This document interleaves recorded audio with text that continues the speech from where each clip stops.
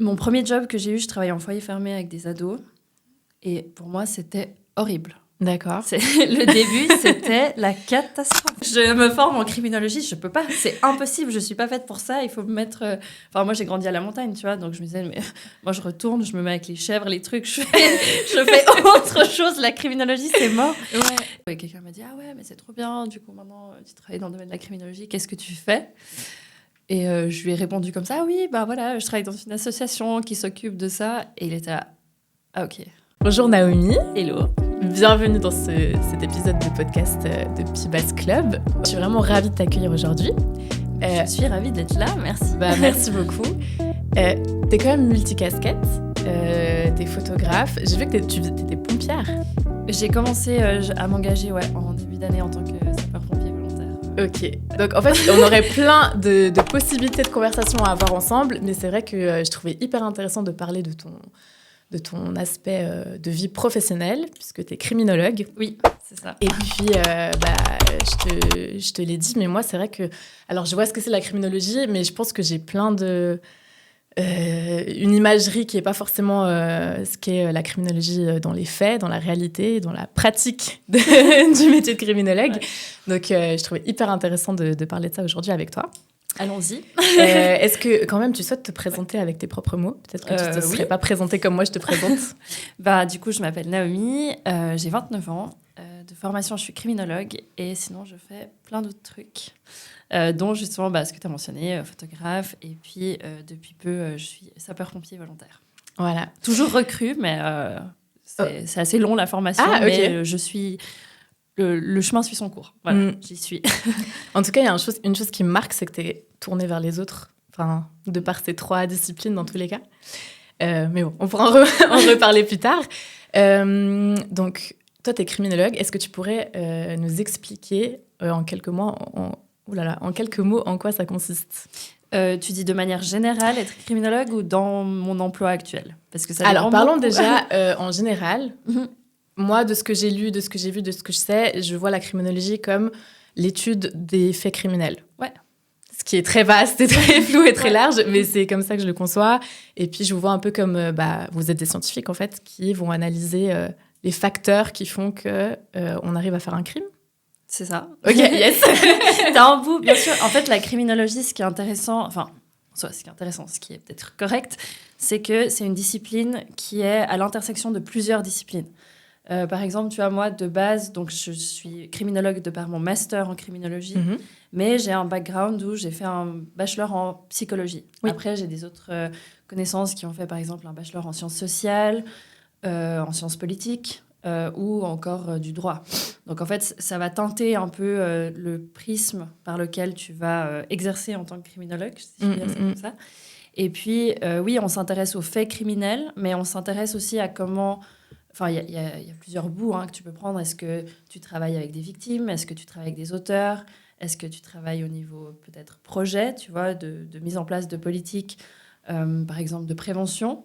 Et puis, en fait, finalement, la criminologie, enfin, en tout cas, le métier de criminologue va beaucoup dépendre, ta réalité va beaucoup dépendre du milieu dans lequel tu exerces.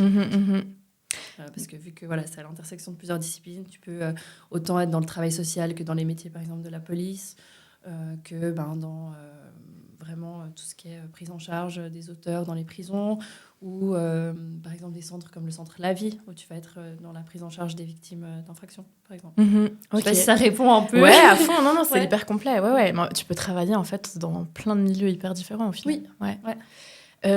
Toi, comment a surgi du coup cet intérêt pour la criminologie ? Puisque tu as commencé par les études de psycho. Ouais. Est-ce que déjà à cette époque-là, tu avais dans ta tête l'idée de faire un master en criminologie ? En fait, je crois que les gens rigolent beaucoup quand j'explique pourquoi ça m'intéresse la criminologie. Donc, je vais être absolument honnête et franche. Mais quand j'étais petite, j'aimais beaucoup genre Scooby-Doo, tu vois, et les Totally Spies. Enfin, des trucs comme ça. Franchement, c'était un peu les trucs qui m'ont toujours parlé. Et puis, après, un peu plus tard, quand j'étais ado, j'ai lu un livre d'Amélie Nothomb qui s'appelle Journal d'hirondelle. Et c'est l'histoire d'un mec un peu paumé dans sa vie qui devient tueur à gages. Comme ça. Et en fait, après, spoiler alerte, le mec tombe amoureux de la fille qu'il a tuée en lisant son journal intime. Et en fait, moi, je me suis dit, mais attends, qu'est-ce qui se passe dans la tête des gens qui font ça, tu vois. Et ça, c'était un peu mes plusieurs portes d'entrée dans la crimino, entre Scooby-Doo, les Totally Spies et ce livre-là. Et Amélie Nothomb. Voilà. Et puis, après, je pense que, comme tu l'as dit, je suis un peu multicasquette, donc j'aurais pu autant être criminologue que fleuriste ou céramiste. J'aurais pu faire plein de trucs. Et puis, je me suis dit que c'était quand même un métier un peu plus sérieux. Et puis, ça m'assurait aussi peut-être un métier d'avenir. Dans le sens où je me dis, des fois, moi, je ne me verrais pas, par exemple, être indépendante ou le côté artistique mélangé à la pression d'en faire de l'argent. Je pense que c'est quelque chose qui est impossible pour moi. Et du coup, c'est pour ça que je me suis tournée vers ces études.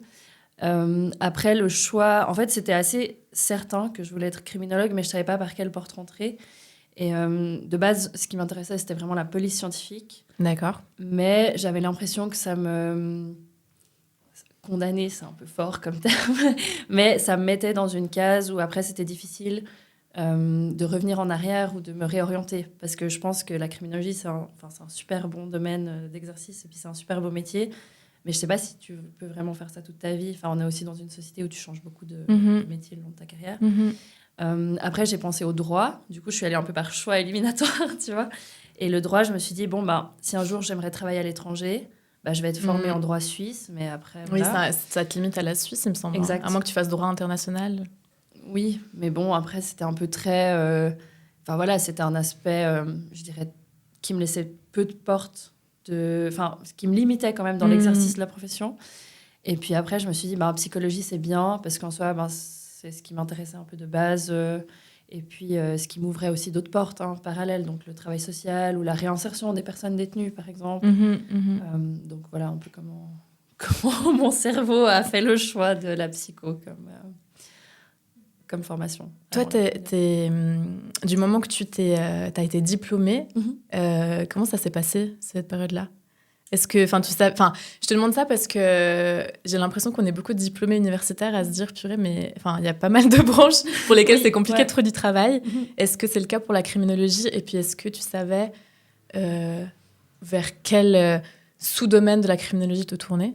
Du coup, en fait, j'ai eu mon diplôme récemment, donc en septembre l'année passée. Et puis, moi, j'ai fait mon master, je travaillais à côté dans le travail social. Et puis du coup, j'étais là, maintenant que je suis diplômée, ce serait peut-être bien de travailler dans son domaine. C'était aussi à peu près mon domaine, mais vraiment plus ciblé. Et puis, il y avait la question, est-ce que je vais travailler en prison ? Et puis, du coup, est-ce que je suis à l'aise, en fait, d'être au contact de certaines personnes qui ont commis certains actes ?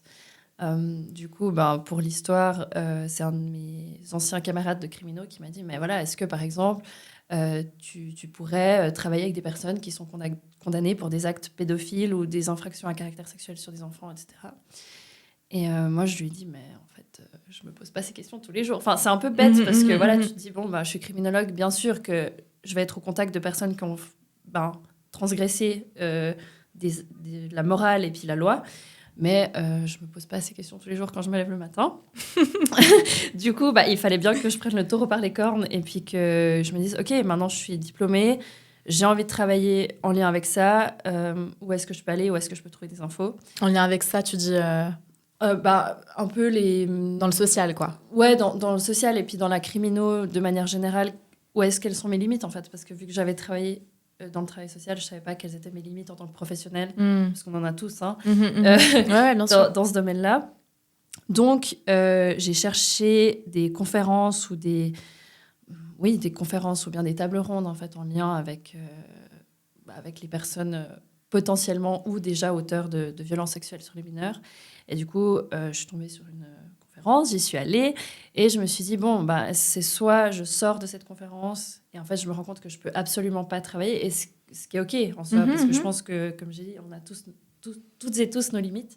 Ou alors, en tant que personne formée, je vais pouvoir en effet exercer dans ce domaine-là. Et du coup, je suis allée à cette conférence et pour moi, ça a été un déclic parce que, en tout cas, pour moi, je trouve que c'est vraiment le pire des infractions. C'est ça que j'allais te demander. Pourquoi est-ce que tu t'es tournée en particulier vers cette population-là ? Parce que c'était pour toi, c'était ta limite, ta dernière limite, en fait, à franchir ou non ? Ou bien c'est le pire crime Je pense pas que c'était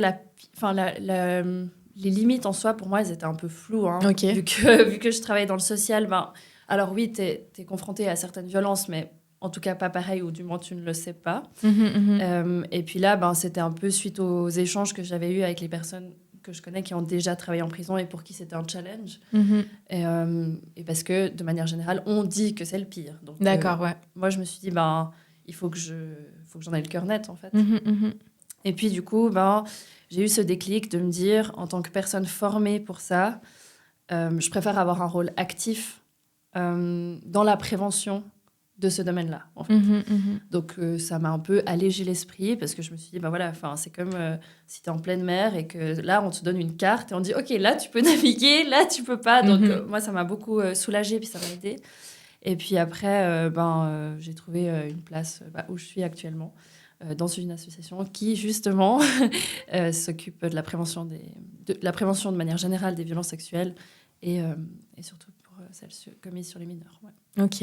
En parlant de limites, est-ce que tes limites se sont réorientées vers d'autres aspects de la profession ou pas ? Pour l'instant, pas. Mais je pense que, en tout cas, je peux revenir un peu sur les débuts que j'ai eus en tant que personne qui travaillait dans un milieu, je dirais, difficile. Mon premier job que j'ai eu, je travaillais en foyer fermé avec des ados. Et pour moi, c'était horrible. D'accord. Le début, c'était la catastrophe. Pour les gens qui ne seraient pas au courant, vous appelez quoi par foyer fermé ? Alors, c'est un foyer... Alors, tu as les foyers dits ouverts, donc où les jeunes, ils sortent, ils vont à l'école. Et puis, en fait, c'est vraiment un lieu de vie. Et puis là, le foyer fermé, on avait différents types de placements. Donc, c'était un peu des personnes qui faisaient un peu des bêtises en foyer ouvert ou alors des placements protectionnels. Donc, par exemple, qui venaient d'un foyer abusif ou d'une situation parentale compliquée, qui étaient mis là en attendant de trouver un foyer, par exemple. Et puis, du coup, c'est vraiment des jeunes qui sont... pas tous, hein, mais si je prends dans les grandes lignes, un peu traumatisés avec des enfances et des adolescences compliquées, des contextes familiaux assez difficiles. Et du coup, moi, quand j'ai commencé là-bas, c'était la catastrophe. Parce que je me suis dit, toute ma vie, j'ai voulu faire de la criminologie. Là, je me retrouve avec des jeunes qui sont soit déjà judiciarisés, soit en vue de l'être. Et en fait, je faisais que de pleurer. Parce que c'était du coup de nuit, je faisais des veilles. Et je rentrais dans ma chambre de veille, je m'effondrais en larmes, je me disais, mais mon Dieu, mais c'est pas possible, je suis trop sensible. En fait, j'avais ce truc de me dire, je suis trop sensible, j'avais l'impression d'absorber la souffrance des jeunes. Et puis, j'ai discuté avec quelqu'un, mon ancienne prof, qui avait bossé aussi dans des milieux comme ça. Et je lui ai dit, mais moi, je viens de commencer ce job, je peux pas. Je me forme en criminologie, je peux pas. C'est impossible, je suis pas faite pour ça. Il faut me mettre... moi, j'ai grandi à la montagne, tu vois. Donc, je me disais, mais moi, je retourne, je me mets avec les chèvres, les trucs. Je fais autre chose. La criminologie, c'est mort. Ouais. Et puis, elle m'a dit, mais en fait, c'est hyper bien que tu aies cette réaction parce que c'est pas normal. Voilà, d'être insensible. Oui, et puis l'être humain, en soi, on n'est pas fait pour être... confronté tous les jours à une multitude de parcours compliqués, quoi. C'est ça. Ouais. Et puis du coup, je me suis dit, ok, donc c'est bien que je sois sensible, mais en fait, je vais pas pleurer tous les jours. Je veux dire, tu te formes pas dans la vie pour dire, je vais faire un job où je vais pleurer tous les jours. L'angoisse. Et puis après, c'était plusieurs conversations qu'on a eues comme ça. Et elle m'a dit, mais là, ça t'apprend tes limites. Qu'est-ce qui fait que dans ces jeunes, il y a quelque chose qui résonne en moi, qui fait que je me sens pas bien. Qu'est-ce qui fait dans mes obligations professionnelles, en fait, qui me rendent pas bien? Parce que tu vois, moi, par exemple, les choses auxquelles j'étais sensible, c'était qu'il fallait fermer la porte de leur chambre. Tu vois, des choses comme ça, je me disais, pas ouf. Et du coup, après ça, en prenant acte, en intégrant ma sensibilité et en prenant conscience aussi de dire, je suis sensible, je suis dans un domaine sensible, comment je peux me protéger et comment je peux faire du bon travail. Parce qu'en soi, pour moi, la question, elle est là. Il y a des choses que tu peux pas faire parce que tu es trop sensible et du coup, tu vas prétériter les personnes qui bénéficient de ton travail. Du coup, ça a été un peu, un mois d'adaptation et après, ça allait. Mais il fallait que je reconnaisse que j'étais sensible. Ouais. Oui, et puis que tu acceptes cette émotion, quoi. Ouais. C'est ça. Donc beaucoup de larmes, mais après, ça va. Du coup, c'était finalement une bonne étape, en fait, dans ton parcours. Oui, et puis heureusement, c'était assez tôt. Ouais. Parce que du coup, c'était vraiment au début de mon master. Et ça m'a permis de naviguer de manière correcte à travers ma formation et à travers les autres emplois aussi que j'ai occupés. Et pas d'avoir un peu cet effet douche froide où tu sors, t'es diplômé et ton premier job... C'est ça. Je pense que ça doit être un choc pour certains. Enfin, je sais pas. Après, je me dis, c'est peut-être un peu particulier de se lancer dans la criminologie si t'as jamais fait des jobs un peu liés d'une certaine façon aux populations que tu vas étudier. Après, ça dépend. Enfin, tu vois, par exemple, moi, j'ai des personnes qui sont vraiment ciblées dans des carrières académiques. Donc, ils vont se spécialiser en criminologie, mais après, ils vont être plutôt dans la recherche. Ouais. Et puis du coup t'es moins en contact, oui, t'es pas sur le terrain, quoi. Voilà, c'est ça, ou un peu moins. Du coup, Ok. Et là, si on revient à ton rôle actuel dans cette association, est-ce que tu peux nous en parler un peu? Oui. Et puis nous décrire aussi un peu une journée type. Enfin, je me rends pas bien compte de ce que ça implique. Du coup, dans mon poste en tout cas, donc de manière vraiment très technique, je suis criminologue intervenante. Et du coup, j'ai toute une partie intervention où on travaille avec des personnes qui sont justement préoccupées par des comportements ou des pensées impliquant des mineurs. Donc, on est là, on pense que chaque personne peut bénéficier d'une aide. Et puis, vu qu'on exerce dans la prévention générale, on est en espèce de premier espace pour... parler de ces thématiques qui sont très tabous. Et puis, il y a plusieurs choses qu'on peut mettre en place. Enfin, par exemple, les réorienter vers des thérapeutes par rapport à ça. Est-ce que c'est quelque chose dans ta vie sociale, dans tes interactions sociales, que tu amènes facilement? Je dis ça parce que en fait, je me dis peut-être que tu peux être confrontée à des réactions de gens qui disent mais pourquoi est-ce que tu vas travailler avec non, c'est clair. Ouais. Pour moi, c'est assez nouveau parce que en soi, vraiment, cet emploi-là, je l'ai depuis le mois de février, donc je débute un peu là-dedans. Et au début, il y a tout de suite eu un peu une réaction de pourquoi tu vas chercher ça, en fait. Je peux prendre l'exemple de ma mère qui était là un peu, oui, mais bon, tu vas toujours dans des milieux difficiles, enfin... Est-ce que tu as un truc à régler avec toi-même? Alors que non, c'est juste que je suis formée là-dedans et puis que j'ai envie d'avoir un rôle actif. Je ne vais pas chercher à être vraiment au contact du malsain. Enfin, je sais qu'il y a des gens qui sont un peu fascinés par les tueurs en série, tout ça. Moi, ça me fait peur. Moi, je peux pas regarder... tu vois, même certains épisodes de Faites entrer l'accusé, quand c'est moins de 12 ans, j'ai peur. Enfin, bref. Parce que c'est trop réel pour moi, tu vois. Ouais, je comprends. Et donc, au début, voilà, c'était un peu... bizarre, un peu mixed feelings sur ce choix de vie. Et puis, quand j'ai expliqué aussi à ma maman que c'était important pour moi de faire de la prévention envers les personnes directement auteurs ou potentiellement auteurs, plutôt que d'avoir ce prisme de dire aux enfants « Ah ouais, mais il faut faire attention ». Là, ça a changé.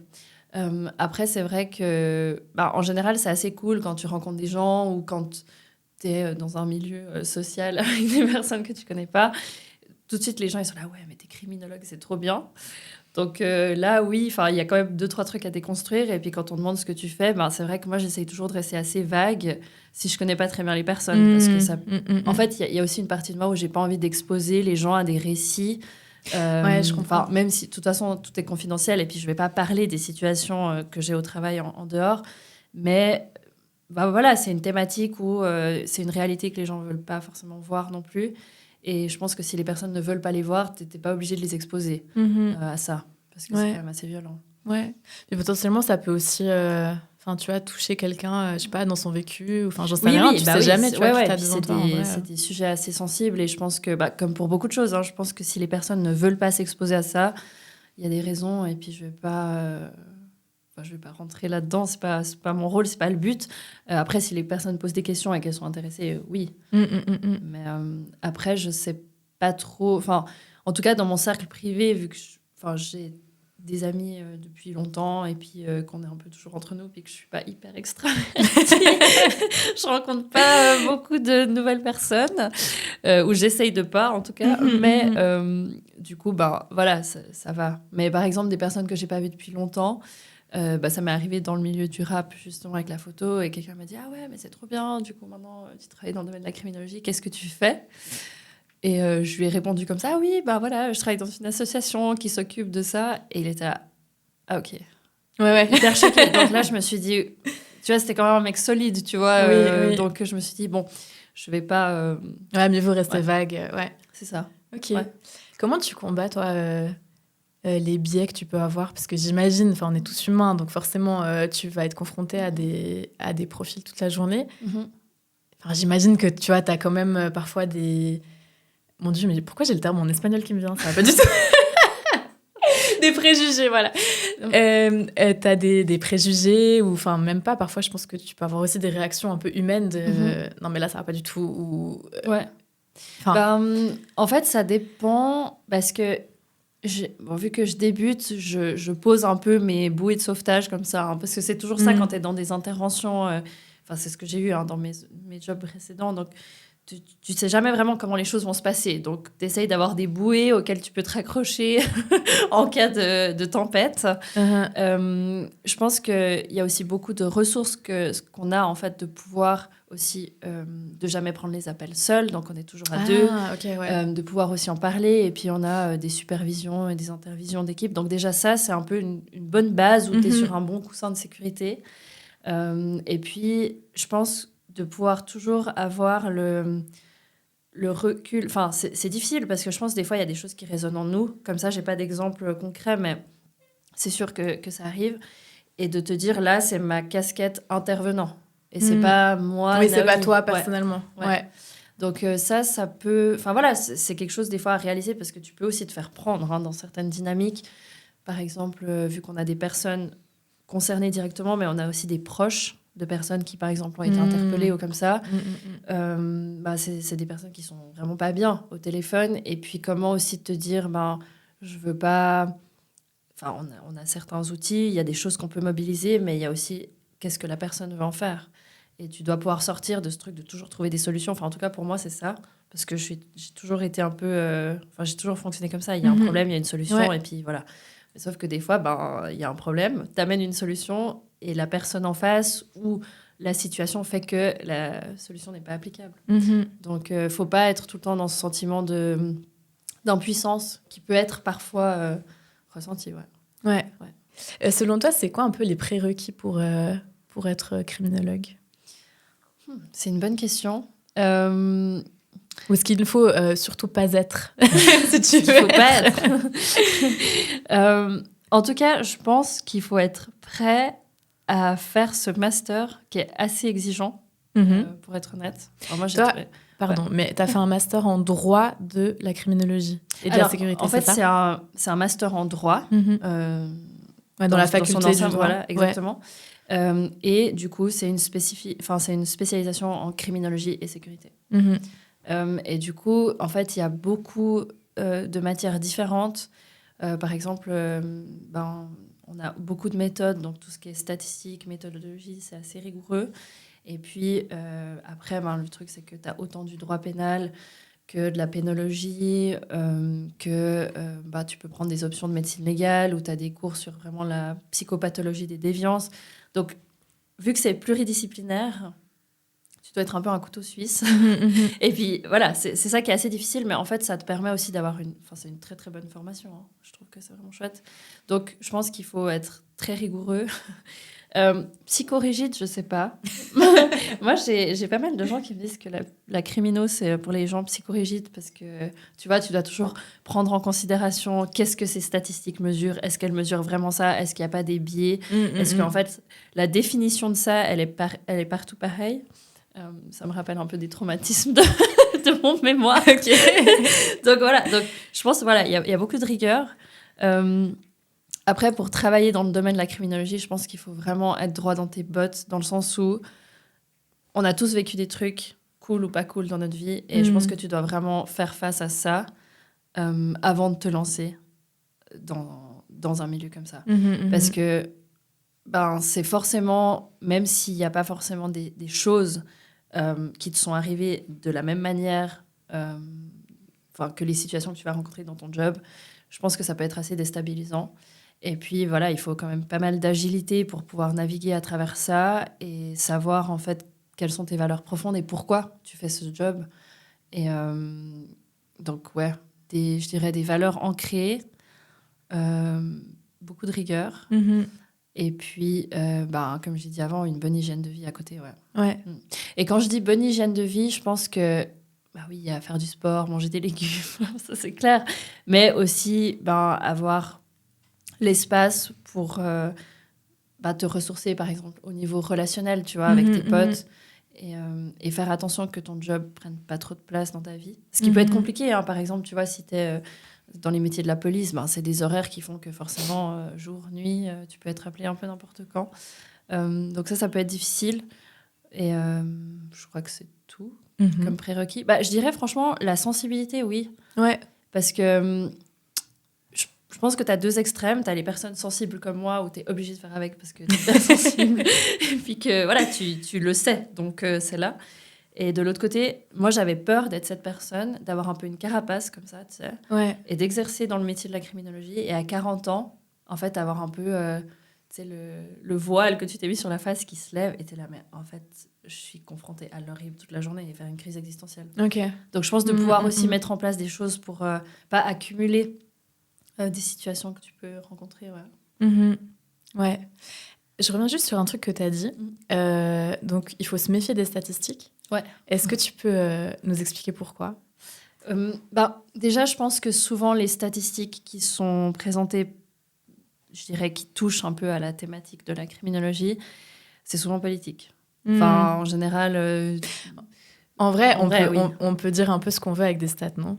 Moi, j'ai l'impression que tu peux manipuler des chiffres ou tu vois, tu peux orienter des études statistiques. Alors, tu peux les orienter, mais je pense que c'est surtout la manière dont tu vas les présenter, en fait. Ok. Qui peuvent être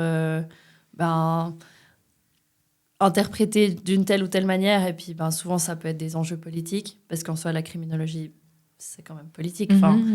Comment le crime est défini dans une société, ça dépend des priorités politiques un peu aussi. Mais ça, c'est tout un autre sujet. Mais il faut quand même le relever. Et puis, par exemple, tu vois, si je prends typique des infractions, je sais pas, on va prendre un truc simple et pas trop hardcore. Prenons les vols. Donc, on va te présenter, voilà, on a eu, je sais pas moi, 50 condamnations. C'est des chiffres factices.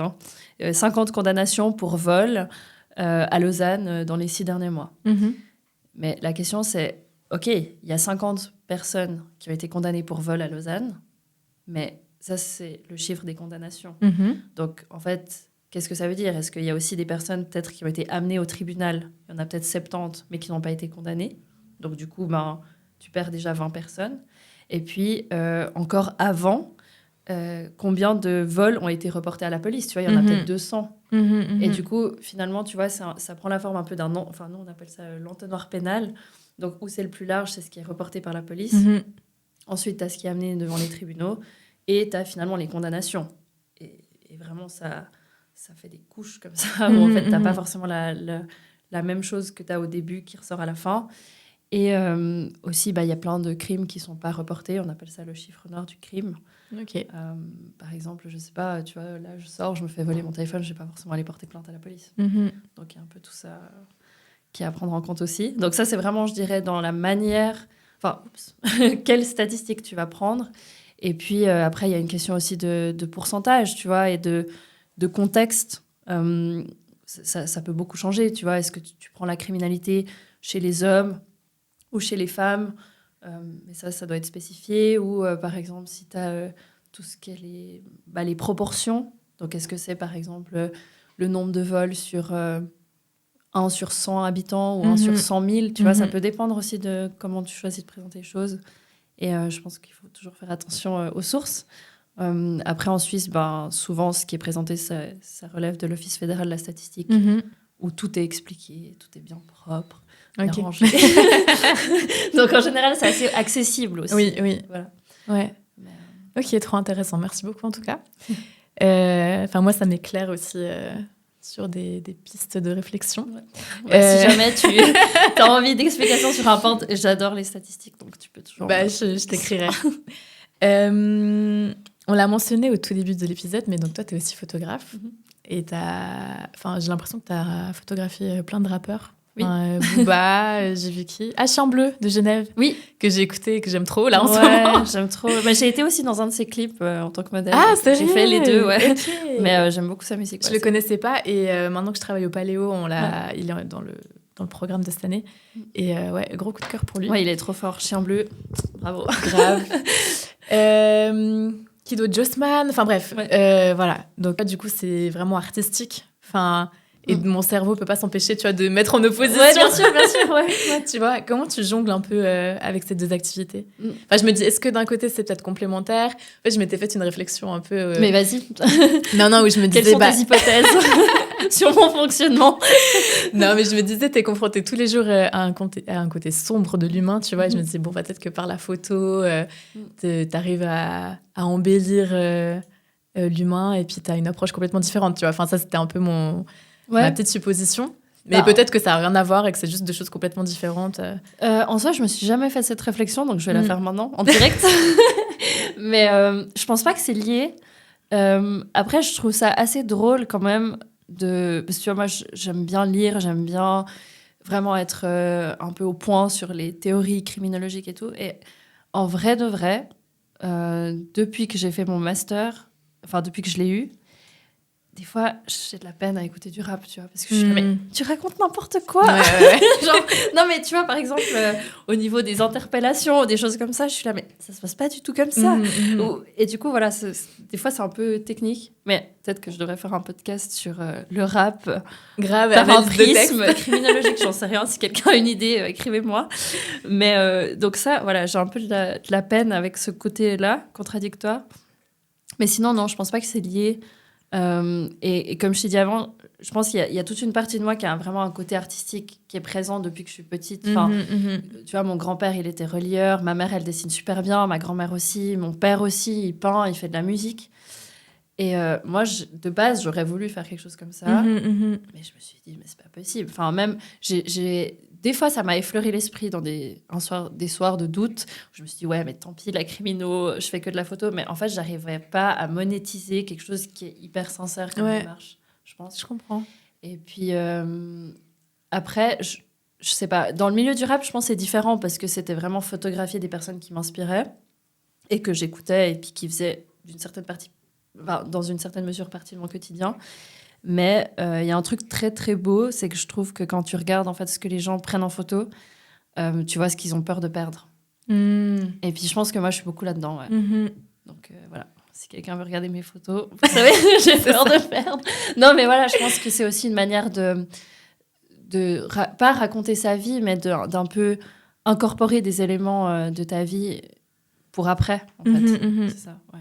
Et puis la démarche à l'argentique, je pense que ça me correspond bien parce que... Enfin, ça correspond à ça parce qu'en fait, j'ai vraiment envie que les moments ils soient immortalisés comme ils sont et pas que ça change. Et du coup, voilà, c'est mon côté sensible.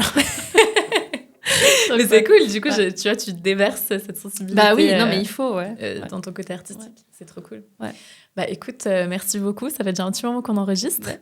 Est-ce que là, prochainement, je sais pas, tu dis que tu t'ennuies facilement et que dès que tu atteins un palier, voilà, tu es toujours dans la recherche en fait d'un truc en plus.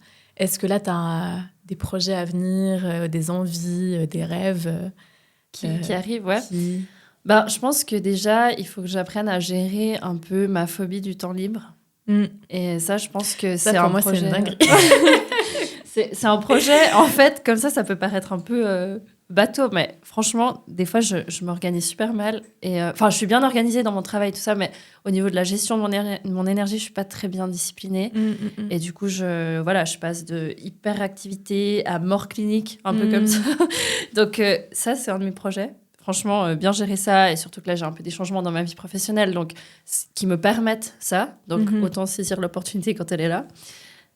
Après, le fait d'avoir rejoint les sapeurs-pompiers volontaires, pour moi, c'était aussi un big step. Enfin, ça faisait longtemps que je voulais faire ça et puis que j'avais pas vraiment le temps, ou j'arrivais pas à visualiser du temps pour faire ça. Et puis là, oui. Donc, je pense que ça, c'est aussi quelque chose dans lequel j'ai vraiment envie de m'investir. Et puis, au niveau de la photo, pour l'instant, je sais pas trop. Je pense que je suis aussi dans une période où j'ai aussi beaucoup envie de... Pas forcément voyager, mais voilà, faire des petites excursions en Suisse et puis un peu développer ce côté de photo de montagne parce que c'est ça qui me fait du bien. Et du coup, développer un peu ça. Et puis voir un peu s'il y a des projets qui arrivent, quoi. Des fois, je m'y attends pas forcément et puis il y a un projet qui arrive. Donc je reste à l'écoute et disponible pour ça surtout. Donc faire un peu plus de temps, remettre un peu la photo dans mon quotidien aussi. Trop bien. En tout cas, merci beaucoup. C'était trop intéressant. Merci à Vraiment, toi, c'était trop cool. Non, mais c'est tellement un aspect...